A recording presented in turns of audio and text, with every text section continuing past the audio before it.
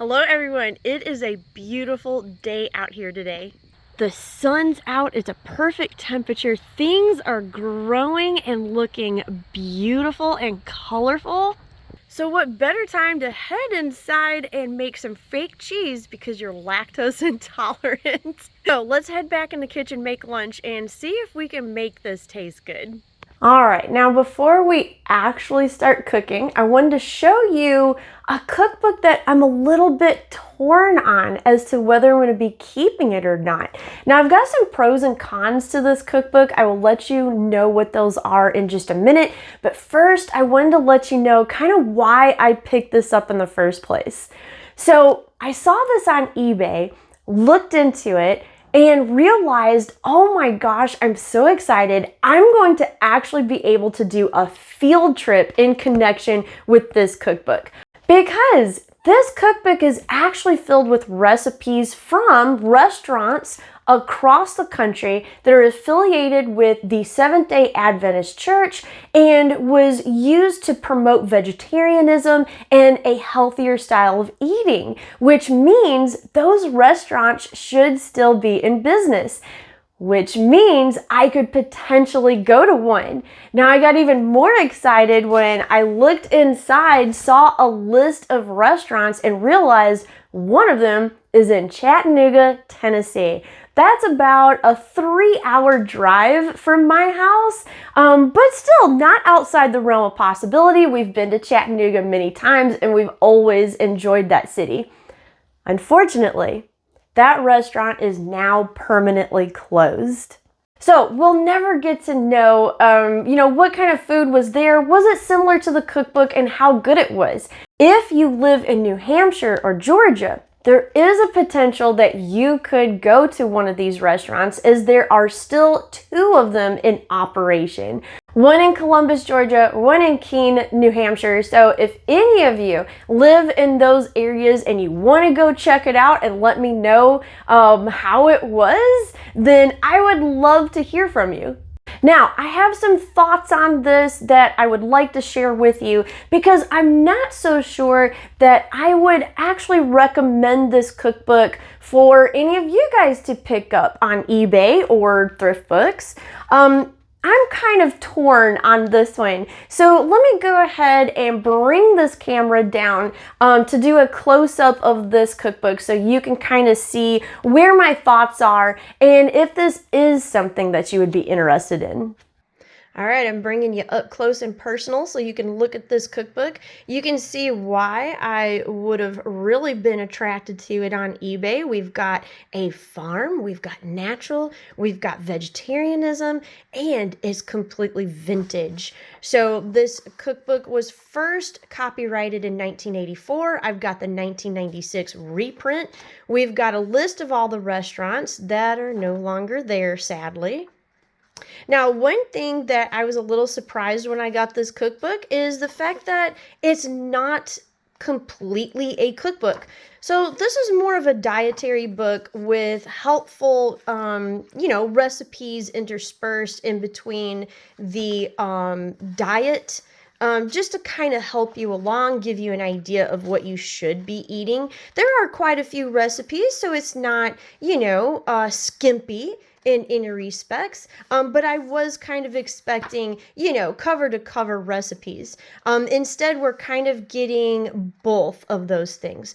So just keep that in mind. This is a diet book along with recipes.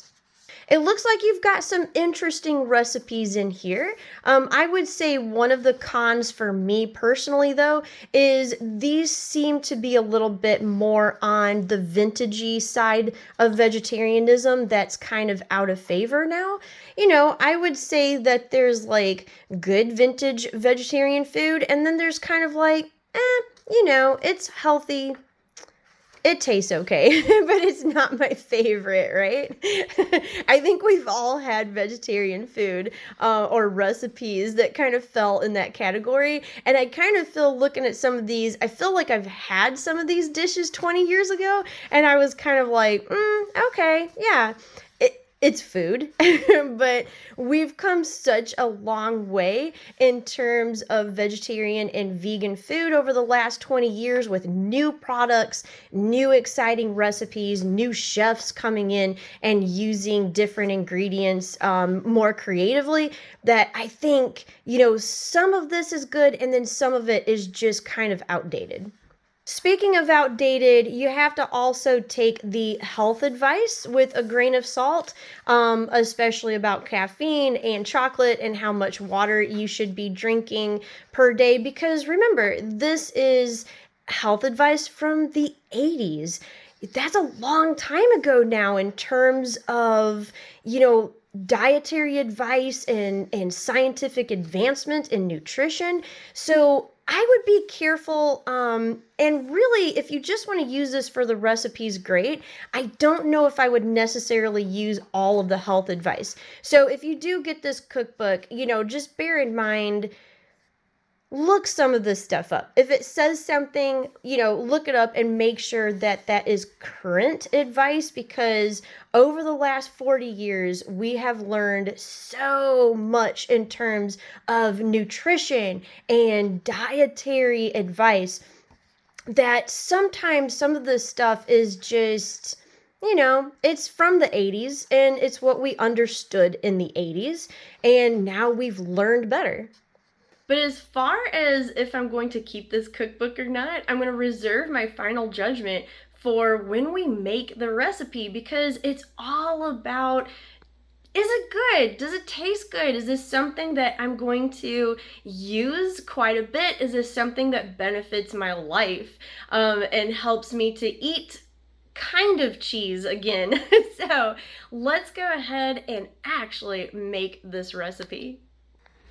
And here's our recipe, a good old grilled cheese sandwich. I have everything out. As you can see, I've already been in the cashews. I really can't stay out of those. I've got my tomato ready, and we're not going to make the soy mayonnaise. None of the stores in my area sell the soyogen that you would need to do that according to this recipe. So I just went and got the Veganaise or Veganaise. I've actually heard it both, so I'm not really sure which one it is. So we're going to use that and get started because everything is set up and ready and I'm hungry.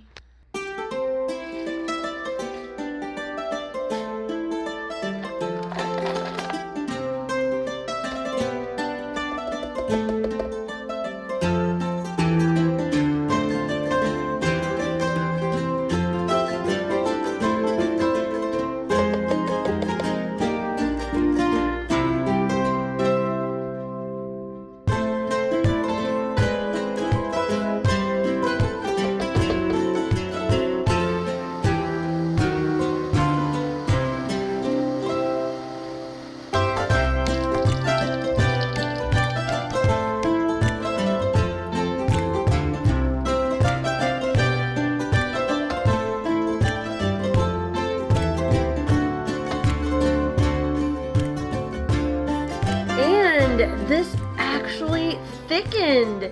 Look at that. So I'm really excited because this will be spreadable. I was a little worried because it was so, watery, but this is actually done really good. And funny enough, when this first started cooking, it actually smelled like Campbell's chicken noodle soup. So I thought that was a little weird.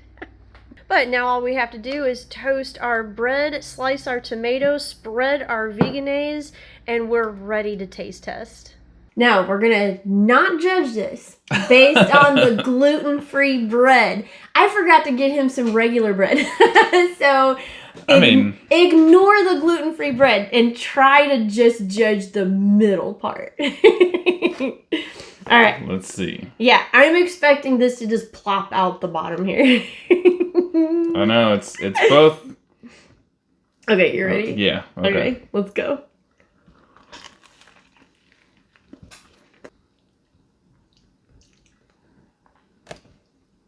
Could that be good? Like, I feel like it's good. Yeah. Like, surprisingly so. Like, I wasn't I wasn't. No, because it doesn't look good, right? No. It looks kind of like orange glue. And Right. you're just like, Although, but to be fair, so does melted cheese. yeah, true. I mean, Velveeta can look like melted glue too. So I mean, like I don't. But it actually, the flavor in it isn't strong as I was expecting. No. Like there's not like a whole lot of like it, but the texture is very much like melted cheese. Yeah, like more so than I it. expected it to be. Yeah, like. And the spices that you put in it, it's not overpowering. The pimento comes out really nice. Yeah. I thought, yeah, I don't feel like I'm deprived, of real cheese. Yeah, it's just a really good sandwich spread. I'm actually really glad we chose this one.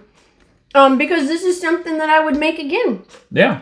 And it would be really good. So, okay, country life, you surprised me a little bit. I still do think that a lot of the health advice in here is 40 years too old, right? Which is to be expected. Like I said, we've changed a ton in our nutritional science. We've learned a lot since then. Yeah, over the past 40 years. So just bear that in mind if you do want to pick this up. So, yeah, but because it gave us a really, really good cheese spread, if you kind of ignored the outdated health advice, just some of it, I think you can pull some good recipes out of this. So I'm actually going to keep this cookbook, and I'm probably going to try a couple other things that look interesting in it. I would say if you see this on eBay and you're kind of a niche cookbook collector like myself, and you see this for a few dollars, I say go ahead and pick it up. Yeah. If you're kind of into vintage vegetarian food. It's hard to base that on just one recipe out of it. Right. But from this one, if the other ones are just as good, it's definitely worth checking out the rest. Yeah. Yeah. So, but if you are a vegetarian who is not a cookbook collector and you skew more towards the newer kind of recipes that are available now, I wouldn't pick this up. You know what I mean? It might be fun to look through, but you might not like the recipes in it, especially given the fact that there's so many newer, more exciting chefs out there that are just really making really cool vegetarian, vegan food with, big, exciting cookbooks. Right. So this one might kind of pale in comparison, and you might be disappointed in the results. But at least try this to see what you think. You could probably pull some other goodies out of this one. So thanks for watching this video. Hope you enjoyed it. Hope you really try this. I think you're really gonna like it and be surprised at it, like we were. And stay tuned for next week because we'll have yet another vegetarian cookbook on the horizon that is vintage, hippie, and looks really cool. So stay tuned for that. Thanks for watching this one. Have a great day. Bye. And if you like historical cooking and unusual cookbooks, here's 2 more videos you might enjoy. And make sure to like and subscribe for more foodie adventures.